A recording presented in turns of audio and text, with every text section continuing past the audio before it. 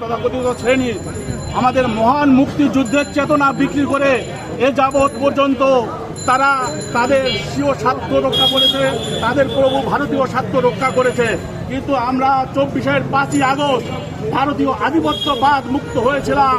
আমি জুলাই যোদ্ধা, আমি ডিউ খুদা জুলাই ঐক্যর সাথে আছি, আমি এসবের সভাপতি। তারা হলো এই শুধু নাম ব্যবহার করে বিভিন্ন নামে তারা আওয়ামী লীগকে সুসংগঠিত করতে চাচ্ছে, পুনর্বাসিত করতে চাচ্ছে। তারই প্রকল্প ছিল এই আজকের সভা। এখানে 71 মঞ্চের নাম দিয়ে আওয়ামী লীগ গোষ্ঠী একত্রিত হয়েছিল এবং এইখানকে সংগঠিত হয়ে আস্তে আস্তে তারা বিভিন্ন দিকে, কিন্তু এখনো রক্তের দাগ মুছেনি শহীদদের, এখনো শহীদের আত্মনাদ, আত্মস্বজন আত্মনাদ আছে। অথচ তারা এই রক্তের উপরে পাড়া দিয়ে তারা আবার আওয়ামী লীগকে পুনর্বাসিত করতে হচ্ছে গণহত্যাকারী। আমরা এটা মেনে নিতে পারি না, এদেশের মানুষ মেনে নিতে পারে না।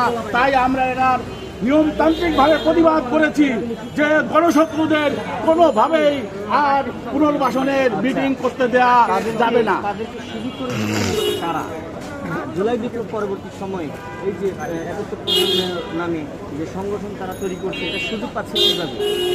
71 প্রজন্ম তারা তৈরি করছে, এটা ভারতীয় এবং আওয়ামী লীগের প্রেসক্রিপশনে তৈরি করে তারা এখন এই সুযোগে, এই যে এই সরকারের যে সবাই কথা বলার যে সুযোগ পেয়েছে, এই 5ই আগস্টের পরে যে কথা, এই সুযোগটাকে তারা ব্যবহার করতে চাচ্ছে। কিন্তু এই সুযোগ তো তাদের জন্য না, যারা মজলুম তাদের জন্য, জুলুমবাজদের জন্য এই সুযোগ এদেশের জনগণ দেবে না।